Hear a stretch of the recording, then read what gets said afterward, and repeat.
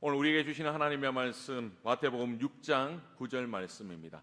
마태복음 6장 9절 말씀 함께 합독하도록 하겠습니다. 시작. 하늘에 계신 우리 아버지여, 이름이 거룩히 여김을 받으시오며. 아멘. 우리가 지난 시간에는 하늘에 계신이라는 단어를 가지고 말씀을 들었습니다. 오늘은 그 뒤에 단어인 우리 아버지라는 단어를 가지고 함께 주기도문을 살펴보려고 합니다. 지난주에 우리가 살펴보았듯이 예수님께서 우리가 기도할 때에 하나님이 하늘에 계신다라는 것을 늘 의식하면서 기도해라. 그래서 하늘에 계신이라고 가르쳐 주셨습니다.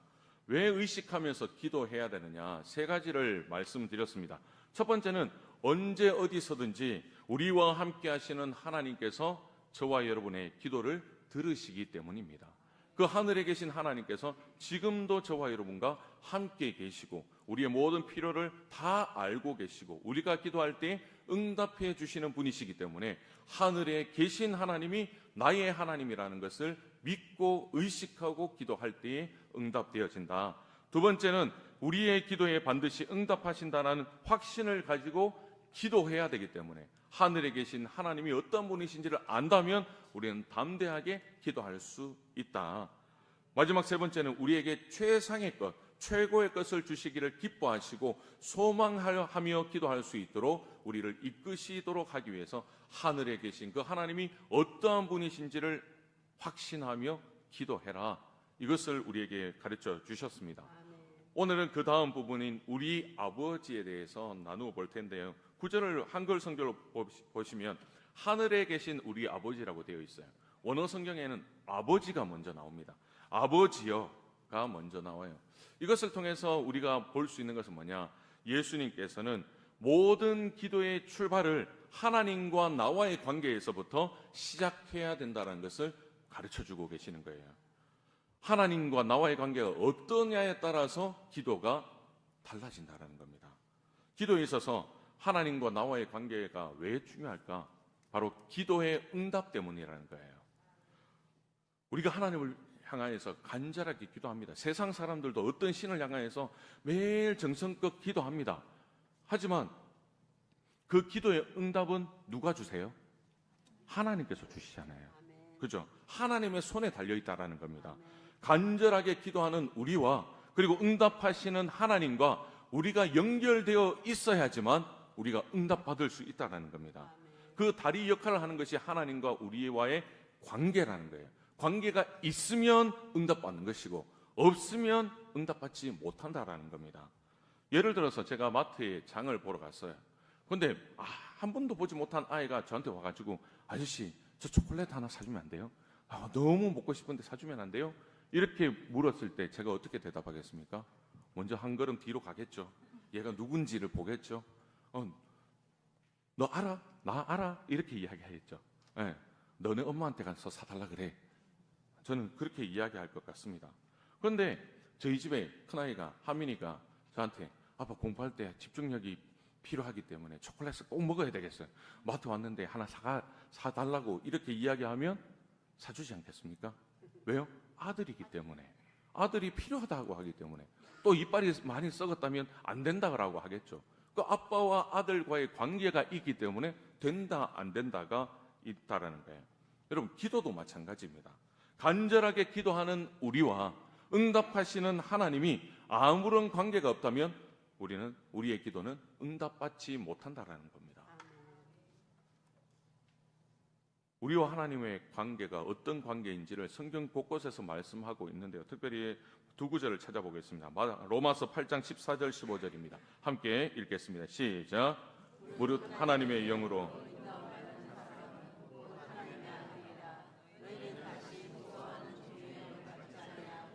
양자의 영을 받았으므로 우리가 아빠 아버지라고 부르짖느니라. 저와 여러분은 하나님의 아들인 줄 믿습니다. 그렇기 때문에 하나님을 뭐라고 부를 수 있어요? 아빠 아버지라고 부를 수 있는 겁니다. 또 갈라디아서 4장 6절 7절 보면 너희가 아들이므로 아빠 아버지라 부르게 하셨다. 하나님께서 허락해 주신 거예요.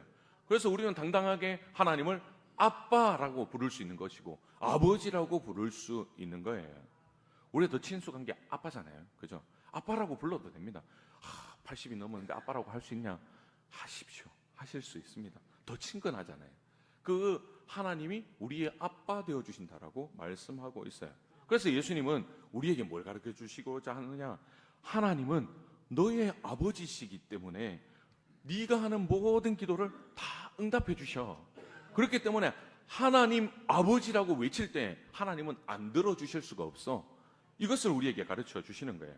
이 확신을 가지고 기도의 문을 열어라고 말씀하시는 거예요. 우리가 기도할 때 하늘에 계신 아버지가 우리의 아버지라는 것을 믿을 때 우리는 더욱더 간절하게 기도할 수 있는 거예요. 내 기도를 들어주실까? 하나님 앞에 한 게 없는데, 하나님 앞에 잘한 게 없는데 하나님께서 내 기도를 응답해 주실까? 아니라는 거예요. 하나님이 어떤 분이라고요? 우리 아빠라고요. 내가 잘하든 못하든 우리 아빠는 나를 사랑해 주셔요. 그리고 내가 필요한 것을 다 채워주시는 분이 우리 아빠라는 겁니다. 이 확신을 가지고 간절히 기도하면 다 응답해 주신다. 믿을 수 있기를 바랍니다. 그렇다면 이 확신을 가지고 기도의 문을 열 때 우리가 누릴 수 있는 기도의 응답은 뭐냐? 기도의 혜택은 뭐냐? 이 부분에 대해서 탈무드에 관련해서 책을 쓴 분인데 랍비 출신이에요. 마빈 토케이어라는 분이 아버지라는 이미지가 4가지가 있다라고 책에서 이야기를 합니다. 첫 번째는 공급자의 이미지예요. 아버지는 육신의 아버지도 공급자이다. 자녀들에게 일용할 양식을 공급해주는 공급자가 아버지의 이미지이다. 두 번째는 보호자의 이미지라고 설명하고 있어요. 자녀들을 위험한 것으로부터 안전하게 보호해줄 사람이 아버지이다. 세 번째는 아버지는 인도자의 이미지가 있는 거예요. 어떻게 인도합니까? 바르게 자랄 수 있도록, 바른 길로 갈 수 있도록, 옳은 길로 갈 수 있도록 인도하는 것이 아버지의 역할이다. 네 번째는 아버지는 교육자가 되어야 된다는 거죠. 자녀를 말씀으로 양육하고 아버지의 삶을 통하여서 자녀들을 양육하고 바르게 자랄 수 있도록 교육할 수 있어야 된다는 겁니다. 이런 아버지의 4가지 이미지, 그리고 우리의 기도 응답을 연결시켜 보면 우리가 어떤 기도의 응답을 받을 수 있는지를 대략적으로 알 수 있는 거예요. 첫 번째 이미지가 공급하시는 이미지예요. 아버지입니다. 육신의 아버지가 일용할 양식을 공급해 주듯이 하나님께서는 우리가 필요한 모든 필요를 다 공급해 주시는 분이시다라는 것입니다. 우리 하나님이 어떤 분이세요? 이 천지 만물을 창조하신 분이세요. 창세기 1장 1절에 하나님이 태초에 천지를 창조하셨다라고 말씀하고 있잖아요. 이 세상 만물을 창조하신 분이 누구십니까? 우리 아빠 되신 하나님 아버지시라는 거예요. 그리고 학개서 2장 8절에서도 은도 내 것이요 금도 내 것이다. 이 세상 모든 만물이 다 우리 아빠 아버지 거라고 말씀하고 있는 겁니다. 이 세상 모든 만물의 주인이 우리가 의지하는 우리의 아버지이신 하나님이시라는 것을 믿고 기도할 때 우리에게 일용할 양식을 채워주신다라고 말씀하고 있습니다.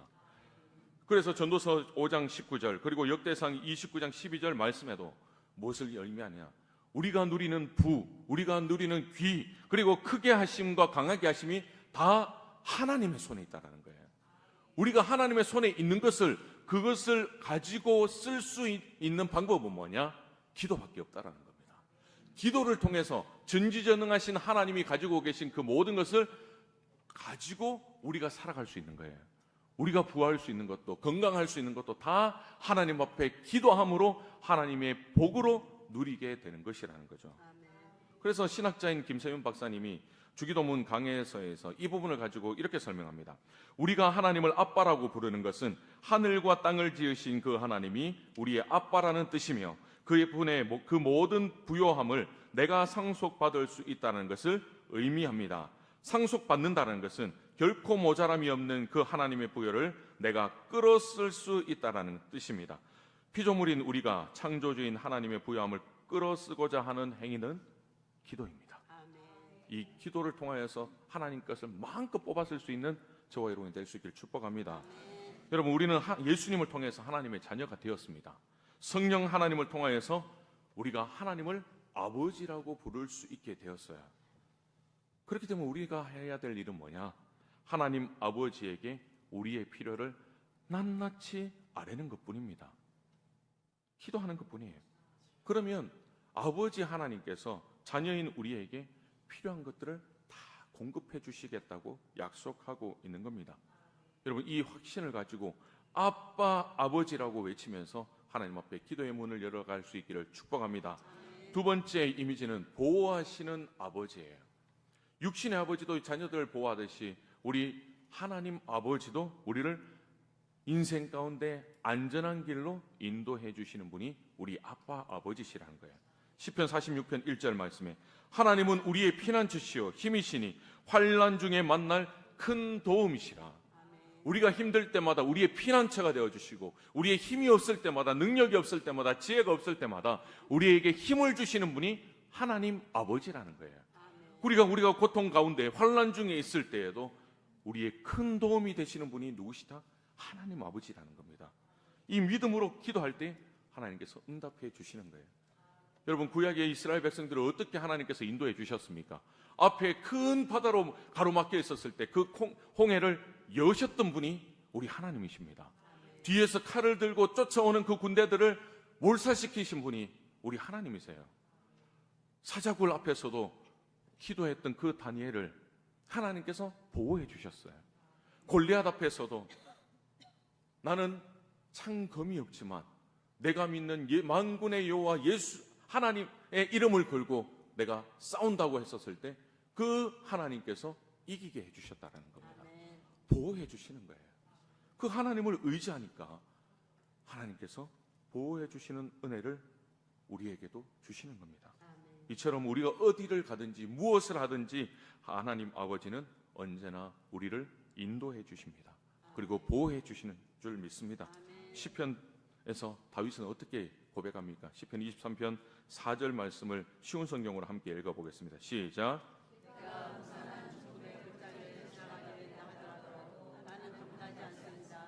그것은 주님께서 나와 함께 계시기 때문입니다. 주님의 막대기와 지팡이가 나를 든든하게 보호해 줍니다. 믿으십니까? 우리 어린아이들이 아빠랑 같이 가다가 손을 놓고 가요. 가다가 앞에 큰 강아지가 있어요. 멈칫해요. 두려워요. 나는 한 번도 보지 못한 동물인데 두려워요. 나 혼자 지나가기는 힘들어요. 누구 손을 잡습니까? 아빠 손을 잡잖아요. 아빠 손을 잡으니까 당당해지는 거예요. 처음에는 뒷걸음질 쳤던 아이가 아빠 손을 잡으니까 당당하게 그 개 옆을 지나갈 수 있는 겁니다. 그 환난을 지나갈 수 있는 거예요. 그것을 피하는 것이 아니라 우리 주님의 손을 잡고 이겨나갈 수 있는 겁니다. 그것은 내 힘이 아니라 내가 손잡고 있는 그 하나님의 능력이 나와 함께 하시기에 걸어갈 수 있는 거예요.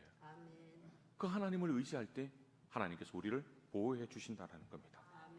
세 번째, 아버지는 인도하시는 아버지예요. 자녀들이 바라게 자랄 수 있도록 우리 육신의 아버지도 인도하지만 우리가 기도할 때에 우리 아버지가 되시는 하나님도 우리의 인생을 인도해 주신다는 거죠. 여러분, 우리의 인생은 한 치 앞도 모르는 인생입니다. 여러분, 당장 내일 무슨 일이 일어날지 어떻게 상상하십니까?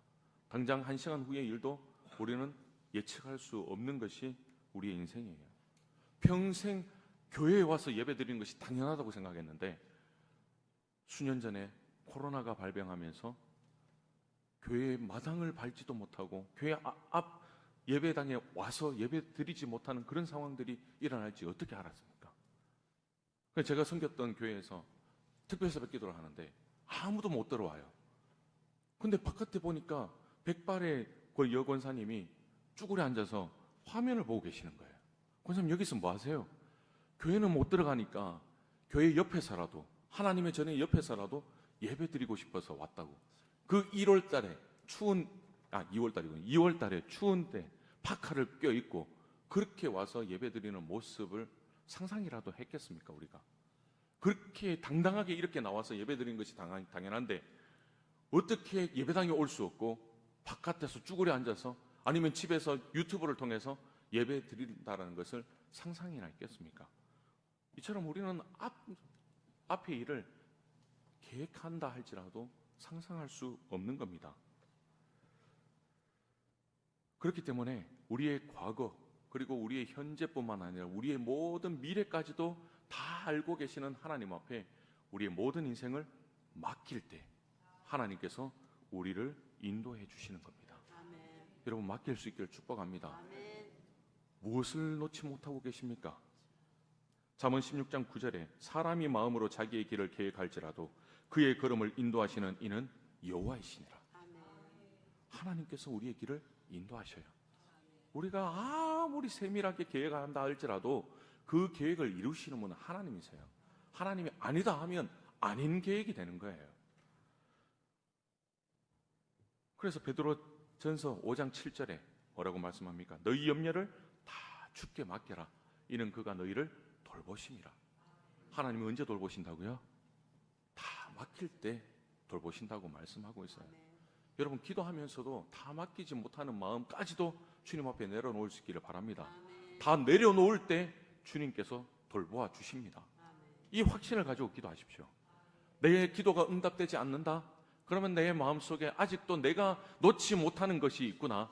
이것을 깨닫고 그것조차도 정말 나는 이것까지 내려놓기 싫지만 하나님 앞에 다 내려놓고 하나님의 인도하심을 받을 수 있는 우리 모두가 될 수 있기를 축복합니다. 아멘. 여러분, 한 치 앞도 모르는 인생 가운데 저와 여러분은 누구를 의지하고 있습니까? 무엇의 인도를 받고 있습니까? 돈이 나를 빛나는 인생으로 인도해 줄 것이라고 믿고 계십니까?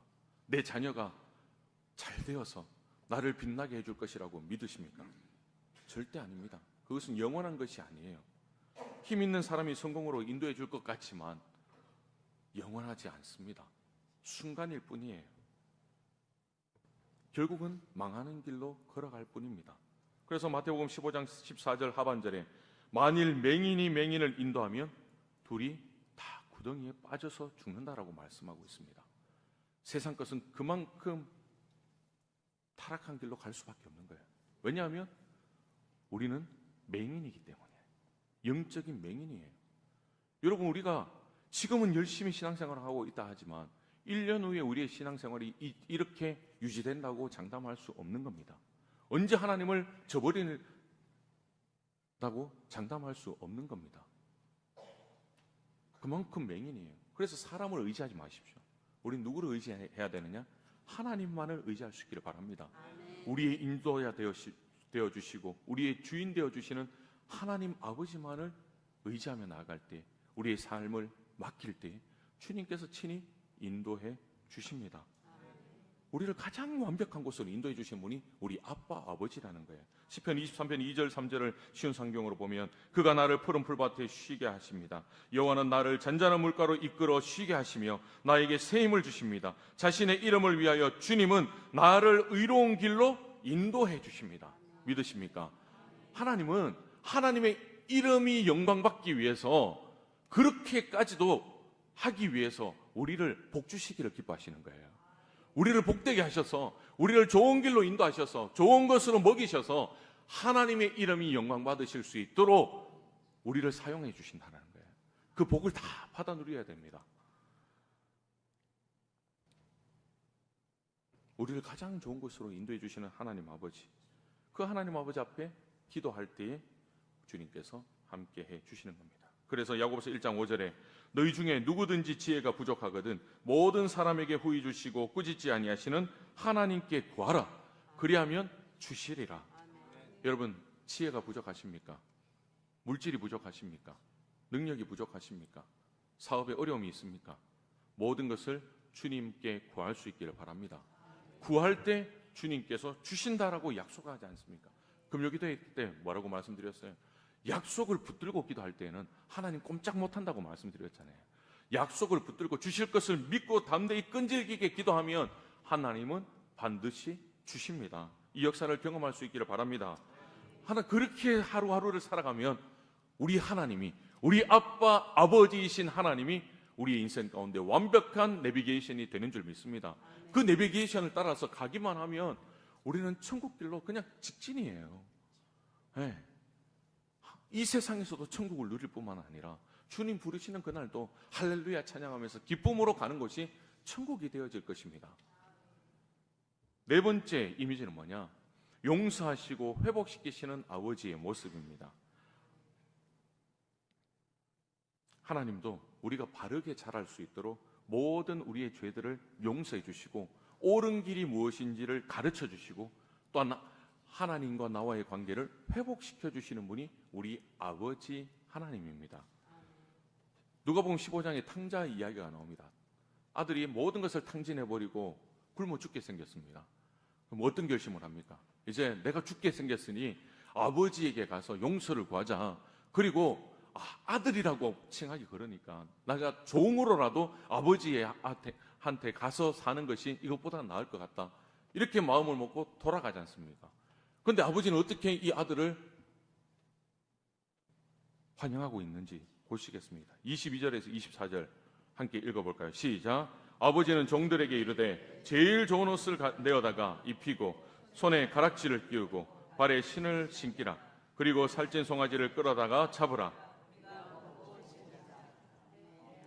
아들은 죽었다가 다시 살아났으며 내가 잃었다가 다시 얻어놓으라 하니 그들이 즐거워하더라. 아멘.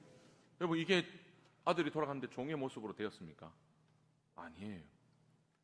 아버지는 아들만이 누릴 수 있는 권리를 그대로 주었어요. 아들은 종이 되겠다고 돌아갔지만 아버지는 아들의 권리를 아무 조건 없이 다시 회복시켜 주는 것을 보고 있습니다. 하나님 아버지의 품이 이러한 것이라고 우리에게 가르쳐 주고 있어요. 우리도 하나님의 자녀로 이렇게 거룩한 모습으로 예배를 드리잖아요. 그런데 세상에 나가면 우리도 탕자의 삶을 살아갈 수밖에 없는 겁니다. 인정해야 하잖아요. 어김없이 탕자의 삶을 삽니다. 그런 우리를 하나님은 탕자를 기다리는 아버지의 마음으로 우리가 돌아오기를 기다리고 계신다는 거죠. 그리고 우리가 발걸음을 돌이키기만 하면 하나님은 언제나 우리를 용서해 주시고 다시 아들의 권리를 다 누릴 수 있도록 회복해 주시는 분이 우리 아빠 아버지라고 말씀하고 계시는 겁니다.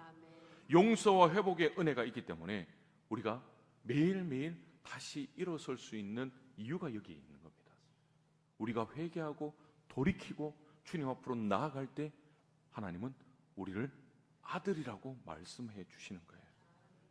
그래서 예수님은 기도할 때 하나님에 대한 이미지와 기대를 가지고 기도해라. 그러면 반드시 응답해 주실 것이다. 그렇기 때문에 우리는 어떻게 기도해야 되냐? 그냥 막연한 기도하지 마십시오. 하나님 물질 주십시오. 하나님 건강하게 해주십시오. 이것이 아니라 아버지 되시는, 아빠가 되시는 하나님께서 나에게 어떻게 물질을 공급해 주실지, 어떻게 내 삶을 보호해 주실지, 어떻게 인도하시고 나를 회복시켜 주실지를 기대함으로 확신한 가운데 기도하라는 거예요. 구체적으로 기도하라는 겁니다. 내가 필요한 모든 것들을, 나의 상황을 다 내려놓고 하나님이 이미 다 아시지만 그럼에도 불구하고 나의 삶을 돌아보면서 하나님 앞에 다 부르짖게 되면 내가 잘못한 것이 깨닫게 되어지는 거예요. 결국은 하나님을 멀리 떠나니까 내가 이런 지경에 이르렀다는 것을 깨닫게 하시는 거예요. 여러분, 기도는 그런 것 같습니다. 처음에는 내가 갈급해서 기도했는데 결국에는 하나님은 나의 죄를 보게 하시더라고요. 그리고 나의 잘못됨을 깨닫게 하시더라고요. 그리고 회개하게 하시더라고요. 그리고 하나님의 마음을 듣게 하시더라고요. 여러분, 이게 기도인 것 같습니다. 아버지도 그런 거 아닙니까? 아이들이 아무리 잘못하고 죽을 죄를 지었다 하더라도 아빠는 다 받아주는 겁니다. 그냥 아들아 하고 안아주는 거잖아요. 육신의 아버지도 그렇게 하는데 영적인 우리의 하나님 아버지는 더더욱 크게 우리를 안아주시지 않으시겠습니까? 그 하나님 앞에 무슨 자존심이 있어서 다 감추듯이 아무것도 아닌 척하면서 그냥 나의 필요만을 간구할 수 있단 말입니까? 여러분, 하나님 아버지께로 나아가며 하나님께서 모든 것을 채워주실 것을 믿고 담대하게 기도할 수 있기를 바랍니다. 아멘. 지난 한 주 누구를 아버지로 모시고 사셨습니까, 여러분? 세상이 말하는 복을 아버지로 여기며 살았습니까? 아니면 우리 하나님 아버지를 아버지로 여기며 하나님이 이끄시는 대로 순종하며 살았습니까? 우리를 자녀 삼아주신 하나님을 아버지로 모시고 기도한 사람만이 이 네 가지의 복을 다 받아 누릴 수 있다는 것을 기억하시고 하나님 앞으로 나아갈 수 있기를 축복합니다. 두 번째로 우리라는 의미를 살펴보면 좋겠습니다. 예수님은 기도할 때 아버지라는 이미지를 통해서 하나님과 나와 수직적인 관계, 하나님과 나와의 수직적인 관계를 점검해라라고 말씀하셨다면, 이번에는 우리라는 이미지를 통해서 나와 이웃과의 관계, 수평적인 관계를 점검해 보라라고 말씀하고 있는 겁니다. 하나님과 나와의 수직적인 관계, 십자가의 세로 부분을 생각하시고요. 또한 나와 또한 이웃과의 관계를 가로라고 생각하시면 십자가의 모양이 되잖아요. 이런 균형 있는 십자가의 신앙의 삶을 살아가야 되고, 이 균형 있는 십자가의 기도의 삶을 살아가라라고 예수님께서 말씀하고 있는 겁니다. 그렇기 때문에 이 십자가의 가로와 세로가 수평을 이루고 그리고 균형을 이루어야지만 우리가 올바른 신앙생활을 할 수 있는데, 어느 하나라도 삐뚤어지면 둘 다 깨어진다는 거예요. 어느 한쪽에도 영향을 미친다는 거예요. 우리는 신앙생활을 할 때 하나님과 나만 잘하면 돼, 내가 하나님 앞에 열심히 하면 돼, 이렇게 생각합니다. 그러나 신앙은 늘 십자가의 세로와 가로가 균형 있게 해야 된다라고 말씀하고 있어요. 여기서 우리라는 개념을 가지고 주기도문에서 말씀할 뿐만 아니라 또한 십계명에서도 말씀하잖아요. 1계명부터 4계명까지는 하나님과 우리와의 관계, 그리고 5계명부터 10계명까지는 나와 우리와의 관계, 이것을 잘 유지해야 된다. 그것이 하나님의 기뻐하시는 삶이다라고 말씀하고 있는 겁니다. 이거 어느 하나라도 균형이 깨어지면 제대로 된 신앙이 아니다라는 것을 십계명을 통해서 말씀해 주고 있지 않습니까? 그래서 예수님께서 이웃과의 관계에서 흐트러지면 어떻게까지 하라고 말씀하시느냐. 마태복음 5장 23절 24절에 예물을 제단에 드리려다가 거기서 내 형제에게 원망 들을 만한 일이 있는 것이 생각나거든 예물을 제단 앞에 두고 먼저 가서 형제와 화목하고 그 후에 와서 예물을 드려라. 네가 그런 마음으로 옆에 있는 수평적인 관계에서 문제가 있는데 나를 바라봤을 때 내가 오냐 하고 받겠느냐? 안 받는다. 그 모든 것을 수평적인 관계에서도 해결하고 나에게 와라라고 말씀하고 있는 거예요. 그만큼 이웃과의 관계도 중요하다는 겁니다. 마태복음 22장 37절부터 40절까지도 뭐냐? 제1되는 계명은 하나님을 사랑하는 것이고 그 다음 계명은 똑같은데 내 이웃을 내 자신과 같이 사랑해라. 하나님을 사랑하는 것이 이웃을 사랑하는 것이고 이웃을 사랑하는 것이 하나님을 사랑하는 것과 똑같다라고 말씀하고 있는 겁니다. 왜일까요? 부모를 공경하지 못하는데 보이지 않는 하나님을 어떻게 공경하냐는 겁니다. 내 이웃과 화평하지 못하는데 어떻게 하나님과 화평할 수 있냐라는 겁니다. 십자가는 균형이 있어야 되는 거예요. 여러분, 하나님과 친하십니까? 그러면 이웃과도 친해야 돼요. 이웃과 친하십니까? 그러면 하나님과도 친해야 되는 거예요. 이렇게 했었을 때 기도의 문이 활짝 열릴 수 있는 겁니다. 그래서 히브리서 12장 14절에 모든 사랑과 더불어 화평함과 거룩함을 따르라. 이것 없이는 아무도 주를 보지 못하리라. 여러분, 이 말씀을 기억할 수 있기를 바랍니다. 주를 보지 못하는 이유가 뭡니까? 화평하지 못하고 거룩하지 못하기 때문이라는 거예요. 모든 사랑과 더불어. 여러분, 혹시 부부싸움하고 오셨습니까? 친구들과 싸우고 오셨습니까? 가족들과 싸우고 오셨습니까? 화평하고 주님 앞에 엎드릴 수 있기를 바랍니다. 그렇게 할 때 주님께서 온전한 예배를 받으시겠다라고 말씀하고 있는 거예요. 다윗 보십시오. 사울은 다윗과의 관계를 깨뜨려 버렸어요. 그러니까 사울은 하나님과의 관계도 깨어져 버리잖아요. 다윗은 사울을 어떻게 생각했습니까? 하나님이 세우신 종이기에 끝까지 사울을 이끌려고 따르려고 애썼습니다. 사울을 위해서 기도했어요. 그렇게 그 사람을 나를 죽이려고 애쓰는 사람인데도 불구하고 그 사울을 위해서 기도할 때 다윗과 하나님의 관계는 어떻습니까? 더욱더 깊어지는 거예요.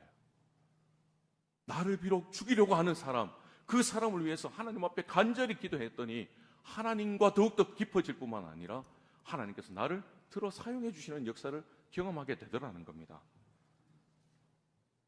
이처럼 내 주변 사람과 관계가 좋지 않으면 분명히 하나님과의 관계도 좋지 않다는 겁니다.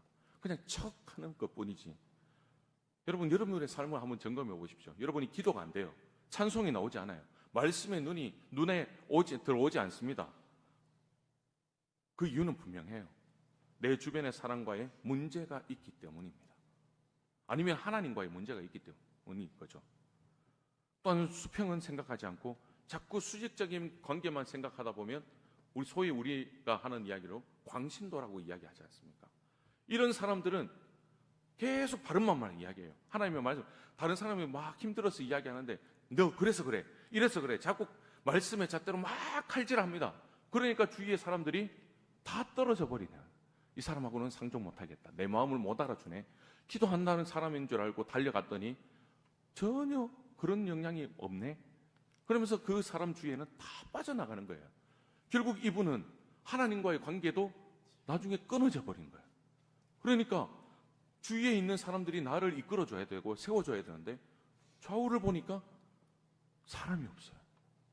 결국은 하나님을 저버리고 신앙을 떠나버리는 경우들도 보게 된다는 겁니다. 여러분, 나와 너의 수평적인 관계가 나와 하나님의 수직적인 관계에 반드시 영향을 끼친다는 것 기억할 수 있기를 바랍니다. 저와 여러분의 수평적인 관계는 어떻습니까? 우리 부모님과의 관계는 어떻습니까? 배우자와의 관계, 자녀와의 관계, 내 주위의 이웃, 친구, 성도들과의 관계는 어떻습니까? 여러분들이 기도하기 전에 여러분들의 수평적인 관계가 어떠한지를 점검해보고 하나님 앞에 다 회개하면서 모든 것을 해결함 받고 수직적인 관계를 유지해 나갈 수 있기를 주님의 이름으로 축복합니다. 두 번째는 예수님은 기도할 때 나만이 아니라 우리를 위해서 기도하라고 가르쳐주고 계시는 거예요. 우리가 읽은 본문 마태복음 6장 9절부터 13절 주기도문이 있는 모든 절을 보면 우리라는 단어가 6번 반복을 합니다. 자세히 보면 내가 필요한 부분의 기도에 있어서도 우리라는 단어를 가지고 기도하게 하시는 거예요. 이것은 뭐냐? 나의 필요를 위한 기도를 할 때 나만을 위해서 하는 것이 하지 말고 우리 모두를 위해서 기도하라고 가르쳐주고 계시는 거예요. 그렇기 때문에 이웃을 향한 사랑이 넘치는 사람은 더욱더 하나님 앞에 넓게 기도할 수 있는 거예요. 폭넓게 기도할 수 있고 더욱더 깊이 기도할 수 있게 되는 것이죠. 반대로 우리가 기도할 때 5분, 10분밖에 기도하지 못한다. 그 이유는 뭐냐? 나만을 위해서 기도했기 때문에. 내가 필요한 것만 기도하다 보니까 더 이상 기도할 게 없다, 이렇게 생각하는 거예요. 또 내가 평안한 삶을 살아가면 내가 아무리 생각해봐도 하나님 앞에 기도할 것이 없다고 그렇게 이야기하는 분도 계시잖아요. 이웃을 향한 나의 사랑이 좁다라는 의미입니다. 다른 사람을 생각하지 않고 나만을 생각하는 신앙이 되었기 때문에 기도할 수 없는 거예요. 여러분, 예수님은 내 옆에 있는 사람, 때로는 싸우기도 하고 때로는 함께 웃기도 하고 함께 울기도 하면서 매일매일 자주 마주치는 그 사람을 위해서 기도하라고 가르치고 계십니다. 내가 필요한 것은 그 사람도 필요한 거예요. 내가 물질이 필요하면 저 사람도 물질이 필요한 겁니다. 내가 건강이 필요하면 저 사람도 건강이 필요한 거예요. 네. 내가 필요한 것은 우리 내곡교회도 필요한 것이고 내가 필요한 것은 또 이 땅의 모든 사람들이 필요한 것이기에 그들을 위하여서도 기도하라고 말씀해 주시는 겁니다. 그러므로 우리는 나의 아버지가 아니라 나의 아버지기도 하지만 우리의 아버지라고 부르면서 나와 관계된 모든 이들을 위해서 함께 기도해 주는 기도자가 될 때 하나님께서 더욱더 크게 응답해 주신다는 것을 우리에게 말씀해 주십니다. 여러분, 그렇게 기도할 때 우리의 기도가 더욱더 시야가 넓어져요. 내가 무엇을 위해서 기도해야 될지 하나님께서 생각나게 해주시는 거예요. 나만을 위해서 기도하면 내가 필요한 것밖에 기억이 안 나요. 하지만 다른 사람들을 위해서 기도하면 다른 사람의 필요를 기도하면서 나도 이것이 필요했는데 함께 기도하는 그러한 역사들이 일어나게 되는 겁니다. 그렇게 폭넓게 기도할 뿐만 아니라 더욱더 하나님 앞에 깊이 기도할 수 있는 기도의 시간을 가질 수 있다는 겁니다. 이런 기도자들이 될 수 있기를 축복합니다. 그렇다면 어떻게 우리가 우리를 위해서 기도하려면 어떻게 해야 될까? 우리가 먼저 해야 될 것은 기도의 대상을 확장시켜 나가야 되는 겁니다. 여러분, 우리의 기도를 한번 생각해 보십시오. 여러분, 대개 가정, 좀 더 나가면 직장까지 하고 딱 끊어버립니다. 할 게 없어요. 그죠? 여기서 더 넓혀가는 겁니다. 직장까지 갔어요. 그러면 내 주위에 있는 옆집에 있는 이웃이나 그리고 친구들이나 또 힘들어하는 사람들이 생각나는 사람들이 있다면 그 사람들을 위해서도 기도해 줄 수 있어야 되는 거예요. 점점 그 사람이 생각나는, 아니면 생각이 안 나면 순간순간마다 그 사람들의 이름을 적는 거예요. 그렇게 하면 기도할 시간에 그 사람의 이름, 이 사람이 이렇게 힘들어했지, 이 사람이 이런 필요들이 있었지, 이 사람이 지금 너무나 마음이 힘들고 있지, 이런 것들을 생각하면서 그 사람을 위해서 기도할 수 있다는 겁니다. 여러분, 교회를 위해서도 마찬가지입니다. 교회를 위해서 기도하면 우리 내곡교회만 기도하잖아요.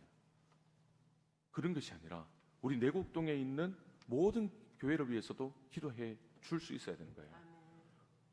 그리고 우리 내곡동에 있는 교회만이 아니라 서울에 있는 모든 교회들, 대한민국에 있는 한국 교회를 위해서도 기도할 수 있어야 되는 거예요. 이 주일에 온 땅에서 모든 교회 곳곳에 모여서 예배드리는 모든 성도들이 하나님을 만날 수 있도록 우리가 기도할 수 있어야 되는 겁니다.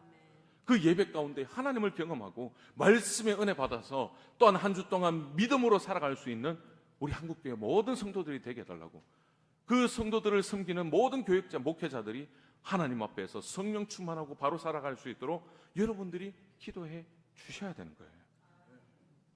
여러분, 나의 일터를 위해서 기도할 때도 내 사업자와 내 만나는 사람만을 위해서 기도하는 것이 아니라 이 나라의 경제를 위해서도 기도해야 됩니다. 이 나라가 잘 돼야지 내 사업이 잘 되는 거잖아요.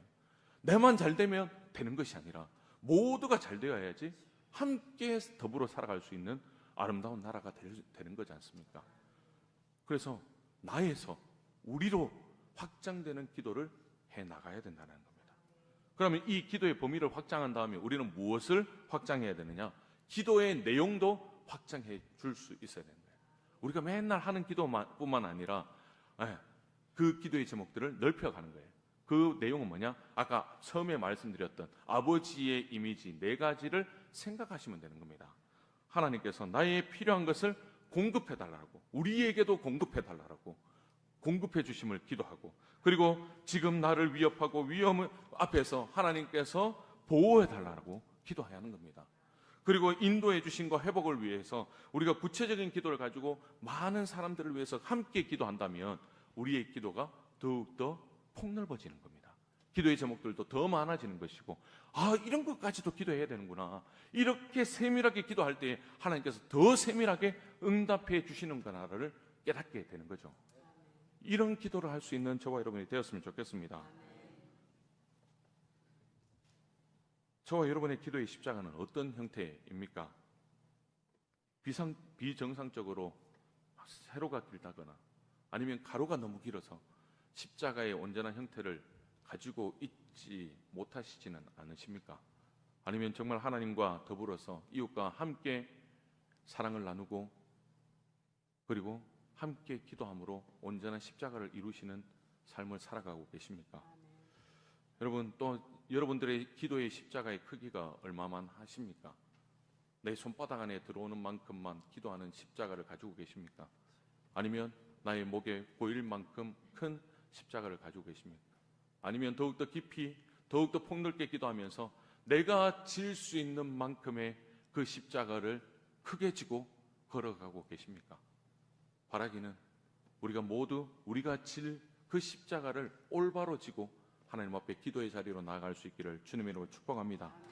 여러분, 비닐봉투의 크기에 따라서 물건을 담을 수 있는 양이 달라요. 2리터를 담을 수 있는 비닐을 가지고는 2리터밖에 못 담습니다. 10리터짜리 봉투에는 10리터까지 담을 수 있는 거예요. 하늘에 계신 우리 아버지에 대한 확신이 우리에게 얼마나 있느냐에 따라서 담을 수 있는 기도의 응답의 양도 달라진다는 것을 우리가 기억할 수 있기를 바랍니다. 우리가 믿는 만큼 기도의 응답을 받을 수 있는 겁니다. 우리가 더욱더 깊이 기도할 수 있는 만큼 더 깊은 기도의 응답을 받을 수 있는 겁니다. 여러분, 세상 모든 만물을 초월하시고 다스리시는 하나님은 우리와 늘 함께 하십니다. 그리고 우리의 기도에 반드시 응답하시고 우리에게 가장 최고의 것을 주시기를 기뻐하시고 소망하기를 원하시는 분이 하늘에 계신 우리 아버지세요. 그리고 오늘 나누었던 말씀처럼 하나님은 우리의 아빠, 아버지 되시기 때문에 우리에게 공급하시기를 기뻐하시고 우리를 보호하시기를 원하시고 우리를 인도하시고 우리를 회복시키시기를 원하시는 분이 우리 아빠 아버지라는 것을 믿고 주님 앞에 나갈 수 있기를 바랍니다. 그래서 하늘에 계신 우리 아버지여, 이 확신한 믿음을 가지고 하나님 앞에 기도의 문을 열 때 우리가 필요한 모든 것, 우리가 간구하는 모든 것, 그것보다도 더 좋은 것으로 응답해 주실 그 하나님을 매일매일 순간순간 경험하며 살아갈 수 있는 저와 여러분이 될 수 있기를 주님의 이름으로 축복합니다.